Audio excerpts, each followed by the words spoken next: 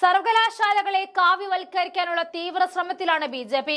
വളർന്നു വരുന്ന തലമുറയിൽ വർഗീയ വിഷം കുത്തിവെച്ചും വിഭജന ഭീതി ദിനം ആചരിപ്പിച്ചും ബി.ജെ.പി. കളിക്കുന്ന ഈ മൂന്നാംകട കളിയുണ്ടല്ലോ, അത് വെച്ചുപറപ്പിക്കാൻ ഒരുക്കമല്ല സുപ്രീം കോടതി.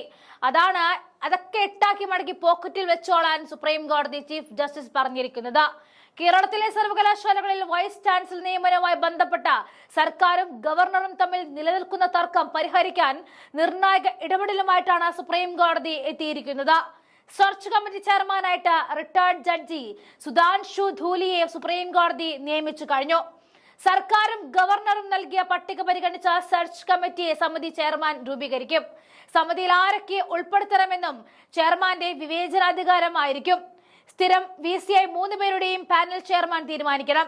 വിജ്ഞാപനം ഉൾപ്പെടെയുള്ള നടപടികൾ ഉടൻ ആരംഭിക്കുകയും വേണം. സെർച്ച് കമ്മിറ്റിയിലേക്കുള്ള പട്ടിക സർക്കാരും ഗവർണറും സുപ്രീം കോടതിക്ക് കൈമാറിയിരുന്നു. IIT NIT ഡയറക്ടർമാരുടെ ഉൾപ്പെടെ 8 പേരുടെ പട്ടികയാണ് ഗവർണർ സുപ്രീം കോടതിക്ക് കൈമാറിയത്. സംസ്ഥാന സർക്കാർ 10 പേർ അടങ്ങുന്നവരുടെ പട്ടികയും കൈമാറിയിരുന്നു. ജഡ്ജിയെ സമിതി അധ്യക്ഷനാക്കണമെന്ന് സർക്കാർ ആവശ്യപ്പെട്ടിരുന്നു. അല്ലാത്തപക്ഷം സെർച്ച് കമ്മിറ്റിയിൽ തുല്യത പാലിക്കാനാകില്ല എന്നും സർക്കാർ വ്യക്തമാക്കിയതാണ്. താൽക്കാലിക VC നിയമനം റദ്ദാക്കണമെന്ന ആവശ്യം സർക്കാർ മുന്നോട്ട് വെച്ചിരുന്നു. ഇതിന് പിന്നാലെയാണ് സെർച്ച് കമ്മിറ്റി അധ്യക്ഷനായിട്ട് സുധാൻഷു ധൂലിയെ സുപ്രീം കോടതി തന്നെ നിയമിച്ചത്. കേസ് സുപ്രീം കോടതി പിന്നീട് പരിഗണിക്കും. സ്ഥിരം VC നിയമനത്തിന് സംസ്ഥാനവും ഗവർണറും നൽകിയ പട്ടികയുടെ അടിസ്ഥാനത്തിൽ സെർച്ച് കമ്മിറ്റി രൂപീകരിക്കുമെന്നും കോടതി നിർദ്ദേശിച്ചു. 5 അംഗ സെർച്ച് കമ്മിറ്റിയാണ് രൂപീകരിക്കുക. ഇതിൽ 2 പേർ സംസ്ഥാന സർക്കാർ നിയോഗിച്ചവരായിരിക്കും. 2 പേർ ചാൻസലർ നൽകിയ പട്ടികയിൽ നിന്നുമുള്ളവരായിരിക്കും. UGCയിൽ നിന്നും ഒരാളെ കൂടി ഉൾപ്പെടുത്തും. ഈ കമ്മിറ്റി രൂപീകരണ നടപടികൾ 2 ആഴ്ചക്കുള്ളിൽ പൂർത്തിയാക്കിയിരിക്കണം. കമ്മിറ്റി റിപ്പോർട്ട് മുഖ്യമന്ത്രിക്ക് സമർപ്പിക്കണം.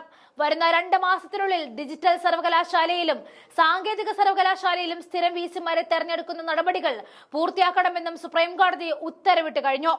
1 മാസത്തിനുള്ളിൽ നടപടികൾ പുരോഗതി അറിയിച്ചിരിക്കണമെന്നും കോടതി നിർദ്ദേശമുണ്ട്. സെർച്ച് കമ്മിറ്റിയിലേക്കുള്ള വിദഗ്ധരുടെ പട്ടിക സംസ്ഥാന സർക്കാരിന് ഗവർണർ നൽകിയിരുന്നു. 4 പേരുടെ പട്ടികയാണ് സർക്കാർ അഭിഭാഷകന് ഗവർണർ കൈമാറിയത്. സർക്കാരും ഗവർണറും പട്ടിക പരസ്പരം കൈമാറണമെന്നും സുപ്രീം കോടതി നിർദ്ദേശമുണ്ടായിരുന്നു. കേസ് വീണ്ടും പരിഗണിച്ചെടുത്തുകൂടി സർക്കാർ പട്ടിക സുപ്രീം കോടതിക്ക് കൈമാറുകയായിരുന്നു. ഡിജിറ്റൽ സാങ്കേതിക സർവകലാശാലകളിൽ താൽക്കാലിക VCമാർക്ക് പുനർനിയമനം നൽകി ഗവർണറുടെ വിജ്ഞാപനം റദ്ദാക്കണമെന്നാവശ്യപ്പെട്ടുകൊണ്ട് സംസ്ഥാന സർക്കാർ സമർപ്പിച്ച ഹർജിയിലാണ് സുപ്രീം കോടതിയുടെ ഇടപെടൽ ഉണ്ടായിരിക്കുന്നത്. സർവകലാശാല ചട്ടം വായിച്ചു കേൾപ്പിച്ച് കോടതി ഗവർണർ ചട്ടങ്ങൾ പാലിക്കണമെന്നും ആവശ്യപ്പെട്ടിരുന്നു. UGC ചട്ടപ്രകാരം സെർച്ച് കമ്മിറ്റിയുടെ രൂപീകരണം ചാൻസലറുടെ അധികാരമാണെന്നാണ് സുപ്രീം കോടതിയിലെ വാദം. തങ്ങൾക്കാണ് അധികാരമെന്ന് സർക്കാരും വാദിച്ചു.